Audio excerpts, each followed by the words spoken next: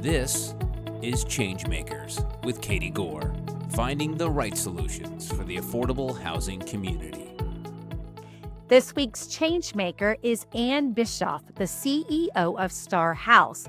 Ann channels over 2 decades of advocacy, policy expertise, and grassroots leadership into empowering youth exiting homelessness, an issue that is very near and dear to my heart. Ann, welcome to the podcast. Thank you, Katie. It's so good to be here with you.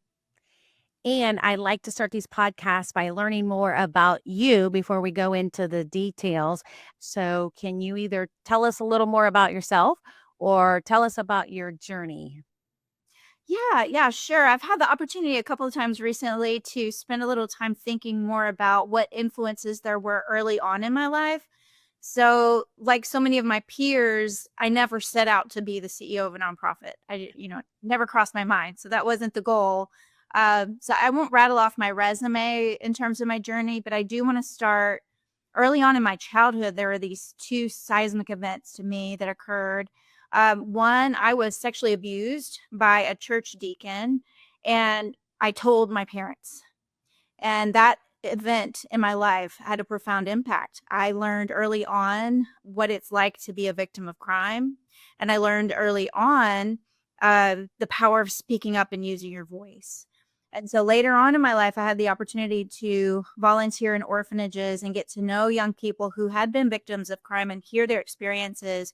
And I say that experience, coupled with my own experience with surviving crime, really impacted the way forward for me. So I decided to lean into policy, child policy, and devote my time to that initially. So I worked at the State House. I learned how a bill really becomes a law. And then from there, worked with Kids Ohio, which was a child policy think tank devoted to helping decision makers make informed decisions with just the facts. And there I learned how to ask really good questions, how to not make assumptions, how to look for the unmet need, and began focusing on, again, young people in foster care, children who are making a go of it without often the support of their family there. So I met with the Children's Services Director here locally in Columbus, Ohio at the time, and I asked him, what are the unmet needs for youth in foster care? He told me, and I thought certainly he would say kids in foster care we need more foster parents, or we need more adoptive parents. And certainly we did then and we do now. But his response was, we have 250 kids on a wait list for a mentor. And mentoring has been proven more successful than therapy for youth who have experienced trauma. And so I took that as my marching orders. I found a friend who's a counselor. We created a mentor program for small kids in foster care so that they could continue on their relationship with their camp counselor throughout the school year. And that was part of the National Royal Family Kids program. And really got to know young people and their experiences, learned what happens when they age out of foster care. And that changed everything for me in terms of my journey and the trajectory from there.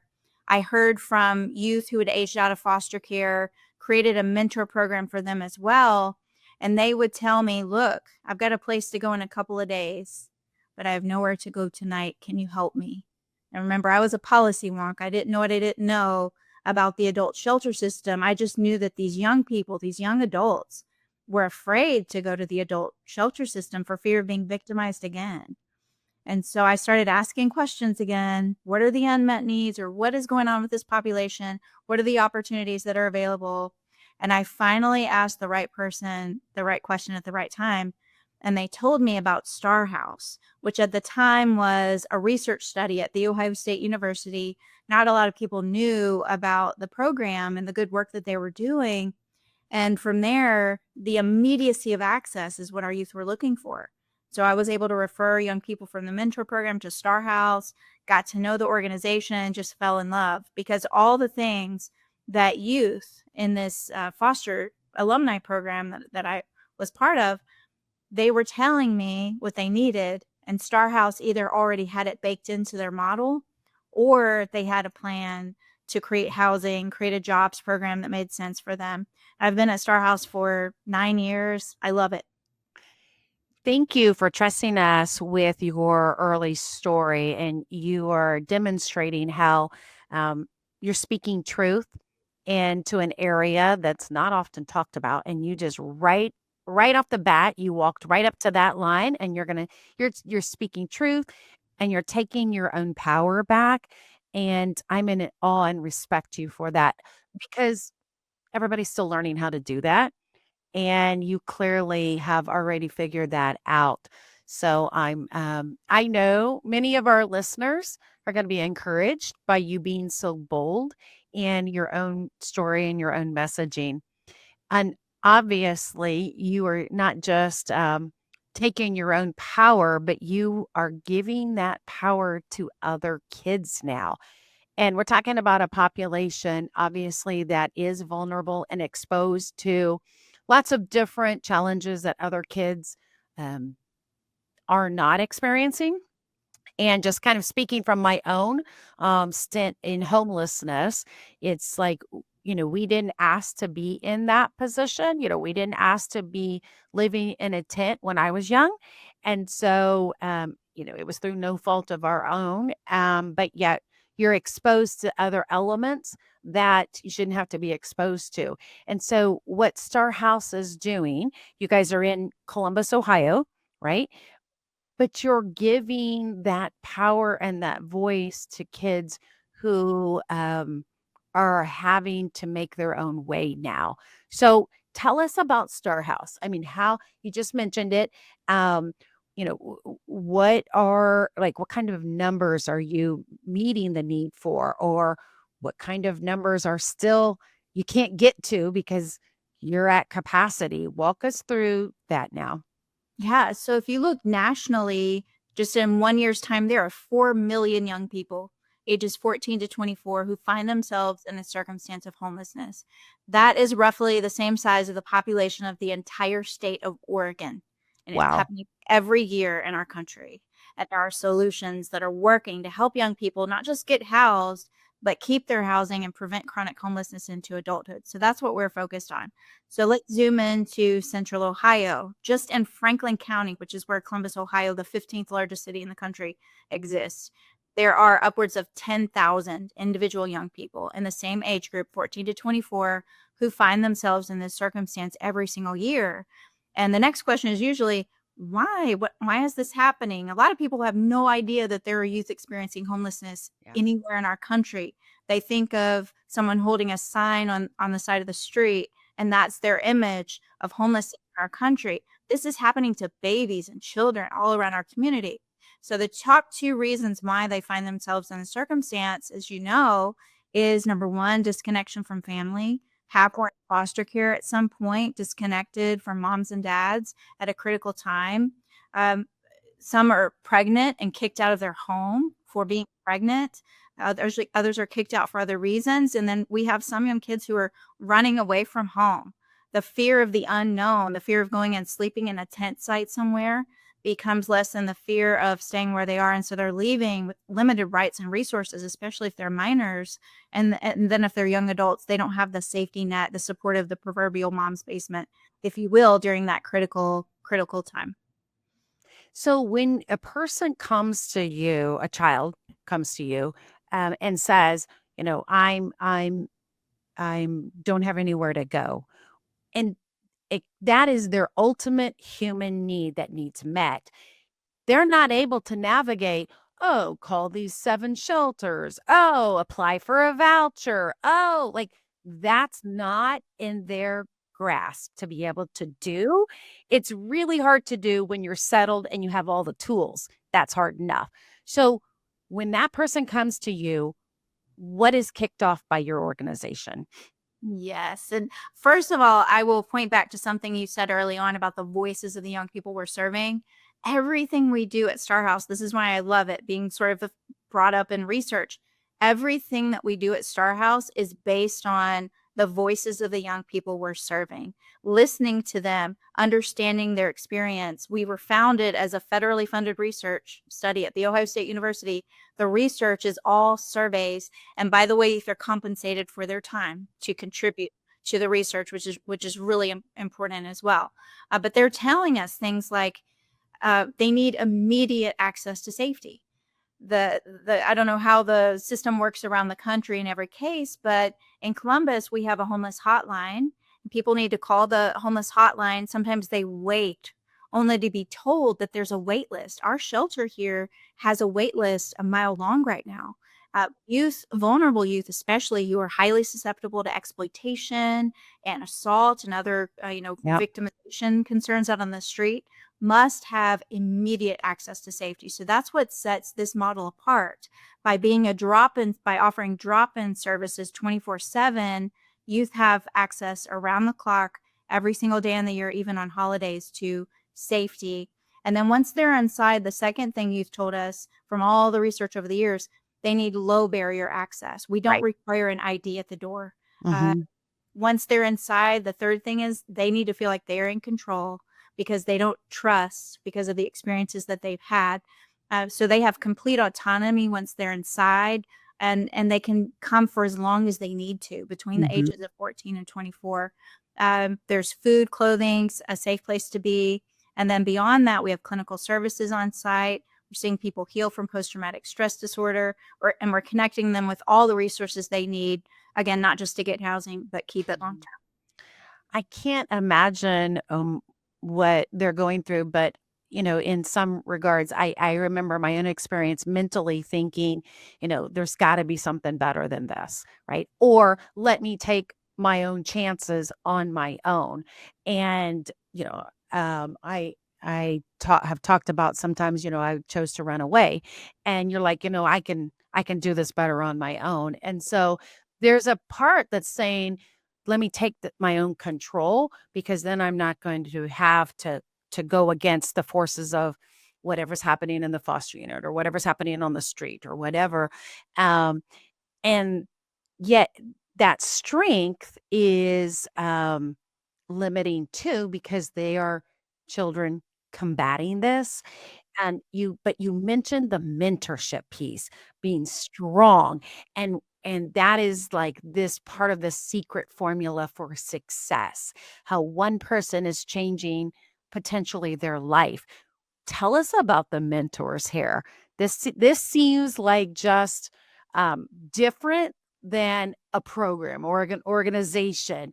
Um, Describe some of that for us. Yeah, so I'll tell you the story starting with talking about trauma and then leading to the solutions that we're uncovering here. Our clinical services director, Jill Gores, would tell you that when she came to Star House as a clinical therapist, she thought homelessness was simply a resource mismatch issue, which Okay, partially right, it right, is. Of course, there's a catch 22, and you got to break out of the catch 22, get stabilized, and move forward. But what she learned is that the vast majority of the young people coming through our center don't just have one trauma one time.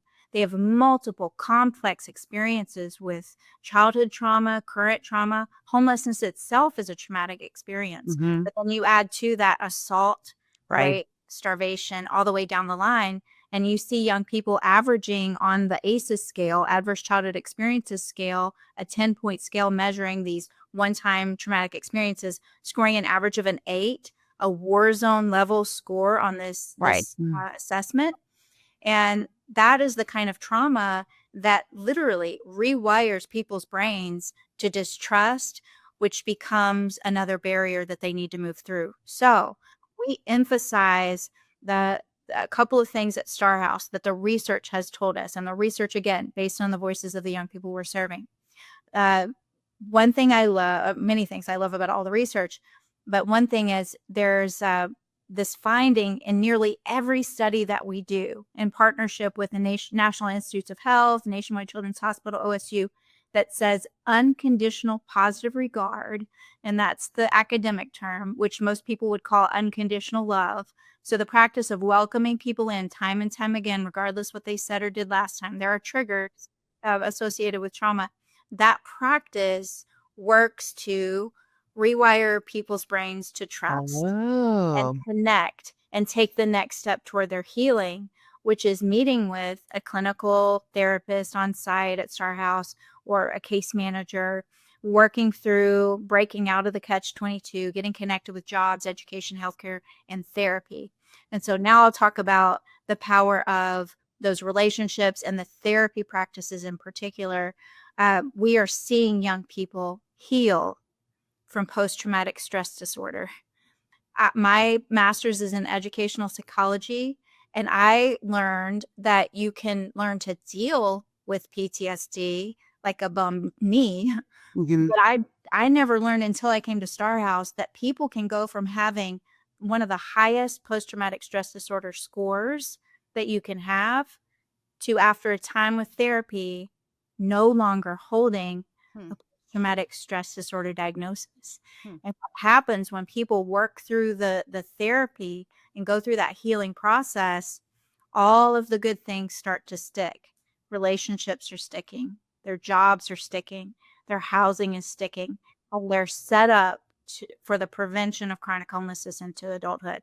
So we specialize certainly in saving lives. We're providing food and clothing and a safe place to be. Yeah. But what we're really going for is prosperity for young people, complete healing from their traumatic experiences. Because when that happens, we believe you can prevent chronic homelessness into adulthood. Mhm. And that power of healing is creating a whole individual who then can feed into and heal and create, like that this ripple, like then they become whole so they can help another person as well. Absolutely. Yeah. So tell me about the technical side of this. You partnered, I think I saw with OSU. And how did that work? Where were they in the process? Because you've mentioned that, all the research side of this.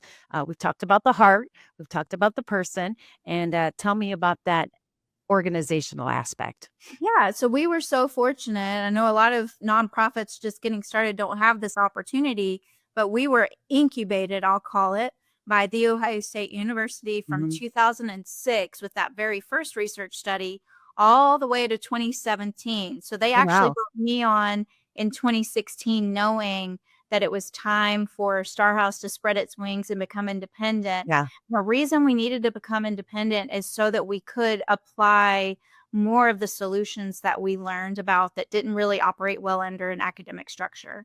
So we became independent in 2017, but the research that we do is so important that we wanted to ensure that that remains. So we do have 2 offices at our drop-in center devoted to that ongoing research. They're looking at traumatic brain injury research right now, the first of its kind. Most of those studies are focused on sports injuries or veterans.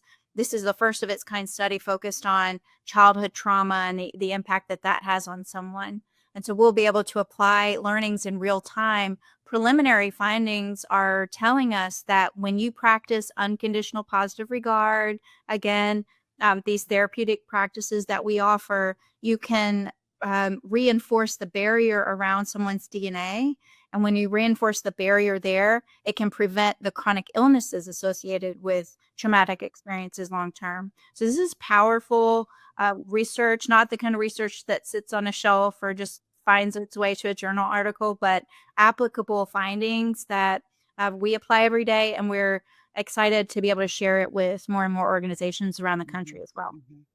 I hate to say this, but a lot of people, I mean, there's this myth that has to be debunked about, well, they're not going to change, or well, what can you do, or well, the intervention wasn't early enough, or but yet you're proving that wrong with research-based facts that says yes, you can rewire the brain, yes, they can heal. And I think that's what's phenomenal is like you're doing the twofold approach. You're confronting that myth that is wrong with evidence that's proving that there are techniques to work through that healing process and that life correcting moment. Yeah, the beautiful thing is youth are empowered and they understand what's happening and the power of therapy and moving through. We've seen this phenomenon over the past several years where we went from, I think it was 45% of our youth were choosing to meet with a therapist or a case manager Okay. to 2017, 2016 when I first started. And more recently, it's up to 89%. And so I went to Jill, our clinical services leader, and I said, "What is going on? These numbers are so high." And she said it's Gen Z. She said they're Mm. more comfortable talking about Huh. mental health, accessing Yeah. mental health, Okay. and then telling their friends about it. And so we have a whole new referral to the program now. And so that's why we have the information now about how the healing that's taking Yeah. place when we use EMDR, eye movement desensitization, Mhm. cognitive behavioral therapy, and all of the best strategies. My sister has a couple of counseling centers that she started, and a lot of it was birthed from her own, our own shared experiences early on. And so I'm sure when she listens to this, she is going to just be like jumping up in her seat, hearing what you guys are doing, because that's a lot of her world too, where she sees it working and she sees that reprogramming. Another thing that I wanted to talk about was another innovative thing that you guys are doing. You just bought, I believe it was a vacant church, and you're going through the conversion process. So you're expanding. Tell us a little bit about that project. Yeah, I'll tell you, and I'll answer the question you asked early on that I kind of drifted away from on my rabbit trail is the numbers we're seeing Oh, and yes. why we are in the process of purchasing that second drop-in center location. So last year, 2024, we served 1,606 individual teenagers, young adults, and their small children. 78 small children of our guests last year as well. That is nearly double the number that we served just 3 years Wow. before. And while we have a 14,000 square foot facility, half of that is a warehouse, and a lot of it, much of it is a gym. So if not for that full length gym, we would be at capacity. Our unique service to our community is zero youth turned away. And the way we're able to do that is by, having enough space. And so we are in the process, we're in contract on an old church, convent, and school on one property. We'll convert that into a second drop-in center, certainly to meet the unique needs of young people in that region of Central Ohio, but also to offset any capacity issues because we can't turn young people away. They're too vulnerable to be Mhm, left on the street. mhm. Why do you think Columbus is a unique community to be making this model work? Yeah, that's an interesting question because we're in conversation with a couple of other communities, and we're learning, the difference of developing in unique communities there. Because it's not a given, is it? It's It's not. not a It's not. given. I Mm. will say early on in the early 2000s, when we came on the scene, there was very little known about this population. There were people in the community saying, "We might have a few kids out there living on the streets, but there can't be many. We're Columbus. We're all these Fortune 500 companies and all these Yeah. universities. We're doing okay." And then we come on the scene and we say, "Hey, look, there at the time the estimate was a couple of thousand youth every single year who are couch surfing, disconnected, and trying to make a go of it, and we need to support them now to prevent chronic homelessness into adulthood." So the difference I think that it makes to be in Columbus is when you make the case, people listen to the facts, they listen to the details, and you can't deny that the need is here at this point. And we're Uh-huh. so fortunate to have leaders in our community that, when given the facts, they want to step up and support and help make things happen. So we've got tremendous, tremendous support from all sectors of our community here, fortunately. Mhm. Uh-huh. Using your policy hat that you talked about, your expertise there. If policymakers were looking for a solution for unhoused youth, what would you say maybe the 3 things that they need to do on a more macro national level? I mean, you guys are doing what you're doing in Columbus, right? But there are so many other cities that need to have the push to get going. So what would you recommend from a larger national scale to make that happen? Yeah. I would say again, 4 million youth every single year.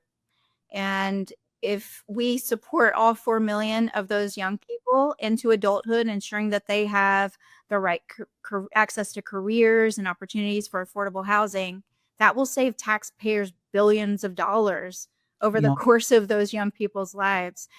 So we must step in and provide the pathway that these young people need to prosperity and surefire housing.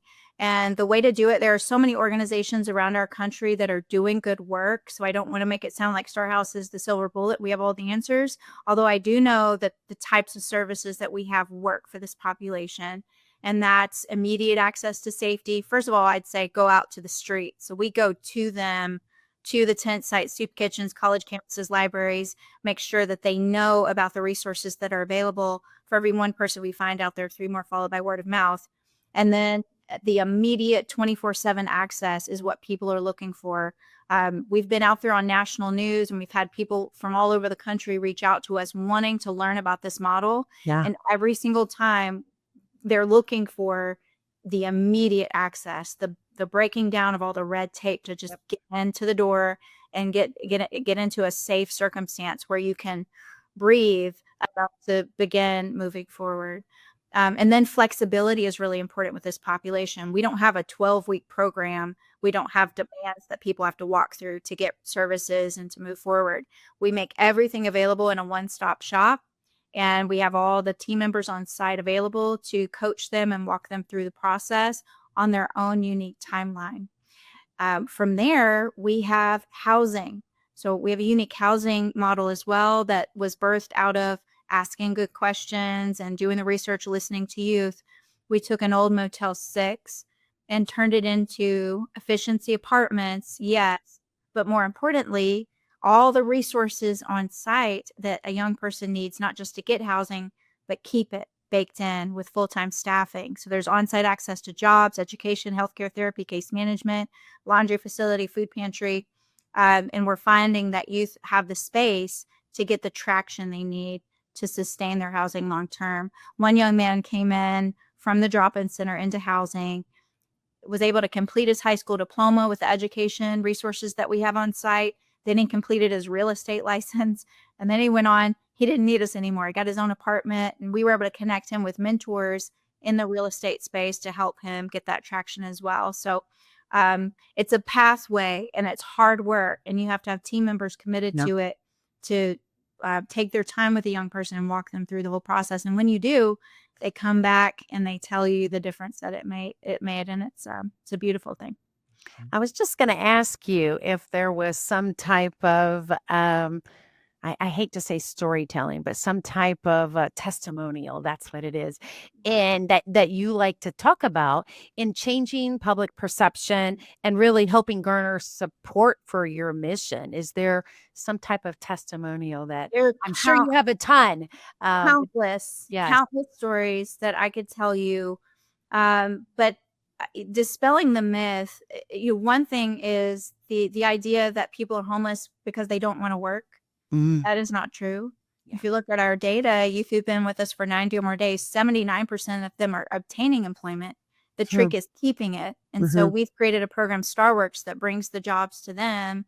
They can work when they can. When they can't work, there's no penalty. So what I would encourage people to do is go to our website, starhouse.us/cbus, CBUS, see us, SEEUS. There's a video there of a young lady named Kale, and she's given us permission to share the video of her experience while she was at Star House. She came to us, and she describes in the video the circumstance of homelessness isn't something you have to do wrong to fall into. Life just sort of happens, Right. and you find yourself in this catch-22, and it's really tricky to break out of that catch-22 without the proper supports. And so that's where Star House stepped in for her. She was connected with a group of mentors. Since then, she's moved on. She's married. She's got a good job. And most recently, she published an illustrated children's book. So Oh, wow. those sorts of experiences, and like the young man I shared who got his real estate license, these are the experiences of young people. They want to move forward.